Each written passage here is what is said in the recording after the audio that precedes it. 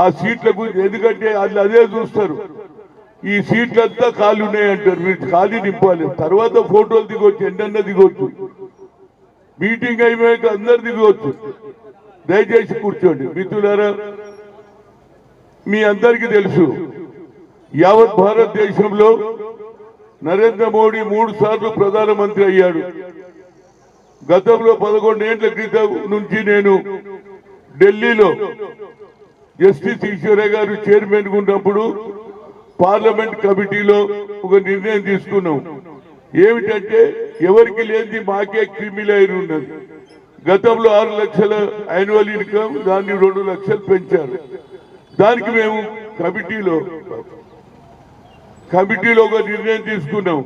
మా ఈశ్వరయ్య గారు తెలుసు, అందరూ 28 మంది కమిటీ మెంబర్లు, బీసీ కమిషన్, పార్లమెంట్ కమిటీలో నిర్ణయం తీసుకున్నాం. ఏమని అంటే, క్రిమిలేయర్ ఎత్తేయాలని 28 మంది సంతకాలు పెట్టినా అది కోల్డ్ స్టోరేజ్లు ఉన్నది. ఆయన ఉన్నంత కాలం కాలే, ఇప్పుడు కూడా కాలే. అంటే బాబాసాహెబ్ అంబేద్కర్ అంటరాని తరంలో ఏదైతే ఎస్సీలకు వాళ్ళ పోస్టులు ఖాళీ ఉంటాయి, కొత్తవాడు వచ్చే వరకు ఆ పోస్టు వెకేటే ఉంటుంది. కానీ మనది అట్లా లేదు. మనం ఎప్పుడైనా ఉద్యోగాలకు కూడా మన బిడ్డ కానీ మన కొడుకు కానీ పోతే ఫస్ట్ వాళ్ళు అడుగుతారు, మీ క్యాస్ట్ సర్టిఫికేట్ తెమ్మంటారు.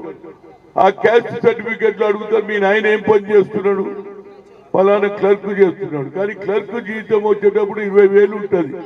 కానీ సెక్షన్ ఆఫీసర్కి వచ్చే లోపల ఎన్ని అవుతాయి, 80,000 జీతం రాగానే కొడుకు లేదు, బిడ్డ లేదు, ఇక మనకు రోడ్డు మీదనే. దాన్ని కూడా చేయమని చెప్పే, ఒక్కసారి కాదు 3 సార్లు కలిసిన నరేంద్ర మోడీ, అయ్యా మా జనాభా 56% ఉన్నది, మాకు రిజర్వేషన్ ఎందుకు పెంచావు, పోనీ మాది ఒక సెపరేట్ డిపార్ట్మెంట్ కి సెపరేట్ బడ్జెట్ పెట్టాలన్నా అది చేయలే.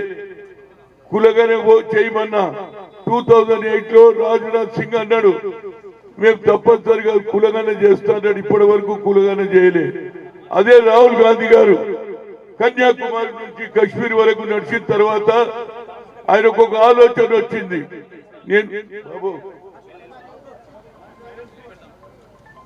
ఆయన ఉద్దేశం ఏమిటంటే, నేను మొన్నటి వరకు కేవలం ఎస్టీలకి అన్యాయం జరుగుతున్నదన్నా కానీ దీంతో పాటు బీసీలకు కూడా అన్యాయం జరుగుతుంది. కాబట్టి నేను తప్పనిసరిగా we come to the power, will conduct caste wise census, అంతటితో ఆగలే, జితనా హిస్సేదారీ ఉత్తి భాగీదారు, according to their population wise their reservation should be increased అని చెప్పడం.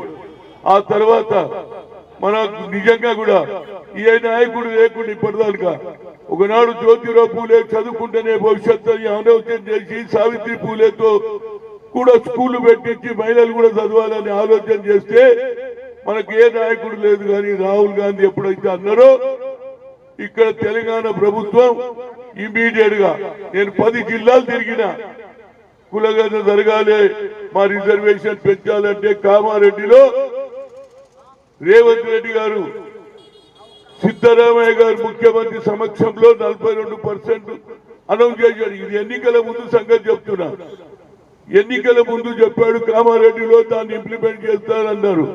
ఇప్పుడే మా చిరంజీవి గారు కరెక్ట్ చెప్పారు. ఆనాడు ఏది 200 కోట్లు అన్నాడు, 20 కోట్ల 20,000 కోట్లు అన్నాడు.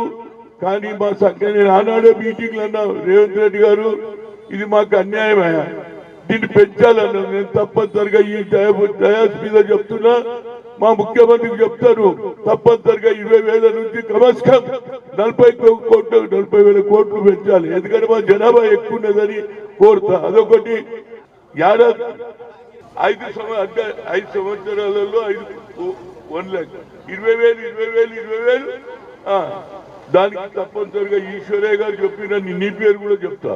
నా ఉద్దేశంలో తప్పనిసరిగా ఇవి నెరవేర్తాయి. కానీ రియల్ సబ్జెక్ట్ ఏంటంటే, నిజంగానే ఈ బండి ముందుకు పోవాలని ఆయన గవర్నర్ కూడా పంపించాడు. ఆయన పంపించినటువంటి కోల్డ్ స్టోరేజ్ ఉన్నది ఇప్పటిదానిక ఎస్ చెప్పరు, నోరు చెప్పరు. దాని తర్వాత ఢిల్లీకి వెళ్ళాం. ఢిల్లీలో కూడా ముఖ్యమంత్రి గారు వచ్చారు, జంతర్ మంతర్లో కూర్చున్నాం. కానీ ప్రెసిడెంట్ ఆఫ్ ఇండియా కూడా మాకు అపాయింట్మెంట్ ఇవ్వలేదు. ఇంత ఇచ్చారా బాబు? ఓట్లు మావి, రాజ్యం మీదంటే నడవదు. మా ఓట్లతో ఎవరు గెలిచినా ఎస్సీ ఎస్టీ ఓబీసీ అదే విధంగా మైనార్టీ ఓట్లతో మనం హైయెస్ట్ సంఖ్య మనదే. 90% ప్రజలకు అన్యాయం జరుగుతుంది, 10% లాభపడుతుందని రాహుల్ గాంధీ ప్రతి మీటింగ్ లో చెప్పారు. అదే విధంగా ఐఏఎస్ ఐపీఎస్ లో కూడా అరకోరకో ఎవరో ఇద్దరో ముగ్గురో ఉంటారు. ఇక జడ్జిల సంగతి అయితే చెప్పేది అవసరం లేదు. ఈశ్వర ఏదో అదృష్టానికి ఆయన జడ్జి అయింది, కానీ చాలా మందికి అవకాశమే లేదు. అందులో మన సంఖ్య లేదు. అయితే ఇవాళ ఒకటి దీన్ని రాజ్యాంగ పరంగా ఏదైతే నిర్ణయం తీసుకోవాలంటే హైకోర్టు ఇవాళ ఒప్పుకోలే, సుప్రీంకోర్టు పోతే మళ్ళా మీ దగ్గరికి ఇవ్వమన్నారు. అంటే మనం ఎన్ని రోజులు ఇట్లున్నారో, దేశ స్వాతంత్రం వచ్చి 76 ఏళ్ళు అయిపోయింది, ఇంకా మనం ఆగ్రహొక్కుతున్నారు. కనుక తప్పనిసరిగా 9th షెడ్యూల్ అన్నాడు రాహుల్ గాంధీ, మనం we come to the power, will conduct caste wise census and also 9th schedule లో ఇంప్లిమెంట్ చేయడానికి నేను ప్రయత్నం చేస్తాను. ఆయన పార్లమెంట్ లో బిల్లు పెట్టినాడు, అన్ని పార్టీల వాళ్ళు సపోర్ట్ చేయాలి. దీనికి కారణం ఒకటే, గతంలో మందకృష్ణ మాధవ్ గత 30 ఏళ్ల నుంచి కొట్లాడితే ఏబిసిడి అయిందా లేదా? యుద్ధం చేస్తేనే వస్తుందా బాబు, ఇంట్లో కూర్చుంటే రాదు. నేను చిరంజీవి గారికి నా ఉదయపూర్వక ధన్యవాదాలు. ఈయన ఎక్స్ ఆఫీసర్ ఐఏఎస్ ఉన్నా ప్రజల పక్షాన నిలబడాలని ఈ ఆర్గనైజేషన్ నడిపిస్తున్నాడు. దీనికి ఎస్సీలను పిలుస్తుండ్రు నా ఉదయపూర్వక ధన్యవాదాలు. ఆనాడు 11 years కొట్లాడి, ఆనాడు ఐఐఎం లో రిజర్వేషన్ లేదని సుప్రీంకోర్టు కొట్టేసి, ఆనాడు అర్జున్ సింగ్ హెచ్ఆర్డి మినిస్టర్ ఏనన్నా ఇది ఎక్కడ న్యాయం అండి అంటే, నేను అన్నా సార్ మనం ఇద్దరం కలిసిపోదాం సోనియా గాంధీ దగ్గరికి. Ma'am we are come to the local language, Telugu, Oriya, Tamil, Malayalam కలిసి వస్తాం. కానీ talent is not anybody's property. God has given to everybody, but we should give opportunity. Anna, ఏం చేయాలన్నా, why don't you put a word to Manmohan Singh ji? He can introduce in parliament bill అన్నా. ఆయన immediate గా bill పెట్టాడు, bill pass అయింది. ఇవాళ ఐఐటిలో engineer గా 1,20,000 జీతాలు తీసుకుంటా ఉన్నారు. అదే విధంగా ఏది ఆల్ ఇండియా ఇక్కడ మెడికల్ సైన్సెస్ లో మన డాక్టర్లు అవుతున్నారు. ఇది అచీవ్మెంట్. అదే విధంగా 42% మనం ఇది సాధించాలి అంటే మనం అందరూ యుద్ధం చేయాల్సిందే. అన్ని రాజకీయ పార్టీలు, అదే విధంగా రేవంత్ రెడ్డి కేబినెట్ లో నిర్ణయం తీసుకున్నాడు. అదే విధంగా అసెంబ్లీలో బిల్లు పెట్టిండు, పాస్ అయినప్పుడు అన్ని పార్టీలు మద్దతు ఇచ్చినాయి.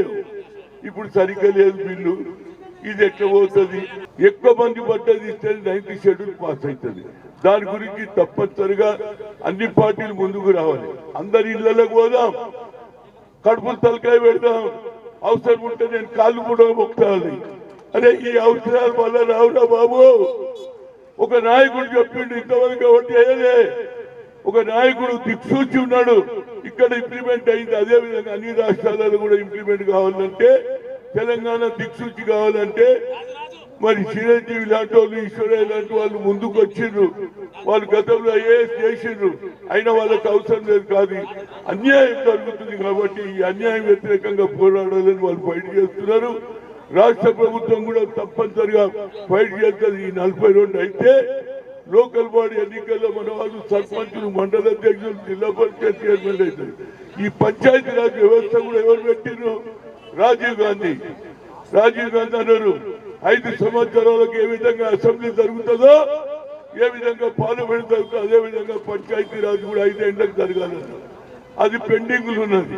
నేనేమంటున్నా అంటే, మనం దీన్ని యుద్ధ ప్రాతిపదికంగా గ్రామాలలో, మండలాలలో తీసుకుపోవాలి. జనంలో మార్పు రావాలి. అప్పుడే ప్రభుత్వం కదులుతుంది. నరేంద్ర మోడీ ఆయన తానే ఏమన్నాడు? అమిత్ షా ఈ హిందుస్థాన్ కా ప్రధానమంత్రి ఓబీసీ అన్నాడు. నేను సంతోషపడ్డారే, మన వాడు వచ్చిందని. 3 సార్లు కలిసిన ఆయనకు ఆలోచన లేదు. ఎందుకంటే వాళ్ళ రిమోట్ కంట్రోల్ నాగ్పూర్లు ఉన్నది. ఆర్ఎస్ఎస్ కు ఇంట్రెస్ట్ లేదు కనుక వాళ్ళు ఉన్నదా లేదా నాకు వాళ్ళ మీద అనవసరం. కానీ మనం జనంలో బలం చూపించాలి, ఇంటింటికి తిరగాలి, పార్లమెంట్ సభ్యుల దగ్గరికి పోవాలి. అప్పుడే తప్పనిసరిగా మనకు న్యాయం జరుగుతుంది అనేది నా ఉద్దేశం. చిరంజీవి గారు, నేను తప్పనిసరిగా ఎక్కడ మీటింగ్ పెట్టినా ఇది ఒక్కటే సబ్జెక్టు 42% రిజర్వేషన్ రావాలి, 9th షెడ్యూల్లో పెట్టాలి. రాహుల్ గాంధీ గారు బీయింగ్ అపోజిషన్ లీడర్ అన్ని పార్టీలు మద్దతు ఇచ్చడానికి మా పూర్తి సహకారం ఉంటుంది. వేరే రోజు ఏదో మాట్లాడతారు, బయటనే ఒకటి మాట్లాడతారు, లోపల ఒకటి మాట్లాడతారు. కనుక ఆ పార్టీలకు కూడా ఆలోచన చేయమని చెప్తే మళ్ళీ ఈ సమయం రాదురా బాబు, ఇప్పుడు రాకపోతే ఇది ఒక చట్టం అయితే మన వాళ్ళు రేపు అసెంబ్లీలో వస్తారు, అదేవిధంగా పార్లమెంట్ లో వస్తారు, రాజ్యాధికారం మన చేతికి వచ్చే రోజు వస్తుంది. కాబట్టి నేను ఇంకెక్కువ చెప్పకుండా, ఎందుకంటే చాలా మంది మాట్లాడే వాళ్ళు ఉన్నారు. ఏదైనా రాష్ట్ర ప్రభుత్వం కూడా మంచి నిర్ణయం తీసుకున్నది, ఆ నిర్ణయానికి కట్టుబడి ఉంటాం. మేము తప్పనిసరిగా కాంగ్రెస్ పార్టీ ముందుకుంటుంది. అదేవిధంగా బీఆర్ఎస్ బీజేపీ నాయకులను కూడా కోరుతున్నా, స్టేట్మెంట్లు బంద్ చేయండిరా బాబు, ఒక అడుగు వేసి ముందుకు రండి. స్టేట్మెంట్లతో వచ్చేది లేదు, పోయేది లేదు. కనుక తప్పనిసరిగా మనకు న్యాయం జరగాలంటే అన్ని రాజకీయ పార్టీలు మద్దతు ఇవ్వాలి. అప్పుడే 42% రావాలంటే 9th షెడ్యూల్లో రాహుల్ గాంధీ గారు ప్రవేశపెడితే నరేంద్ర మోడీ చేస్తాడా లేదా తెలిసిపోతుంది. ఎందుకంటే ఈ హింసల్ మీద ఓబీసీ అరే అక్క కులాలు ఉన్నటువంటి రేవంత్ రెడ్డి, అక్క కులాలు ఉన్నటువంటి రాహుల్ గాంధీ ఒప్పుకుంటుంటే బీసీ కులంలో ఉన్న ఆయన ఎందుకు ఒప్పుకోవడానికి నా ఉద్దేశం. ఆయనను కూడా ఒప్పించడానికి ప్రయత్నం చేద్దాం. బిల్లు పెట్టిన రోజు పాస్ చేయడానికి మా ప్రయత్నం చేస్తాం. అదేవిధంగా ఇంటలెక్చువల్ సెల్ చైర్మన్ అయినటువంటి చిరంజీవి గారికి నా ఉద్యోగ ధన్యవాదాలు. అదేవిధంగా పెద్దలు ఈశ్వరయ్య గారికి జస్టిస్ ఉండి కూడా ఆయన ప్రజల గురించి పోరాడుతున్నాడు.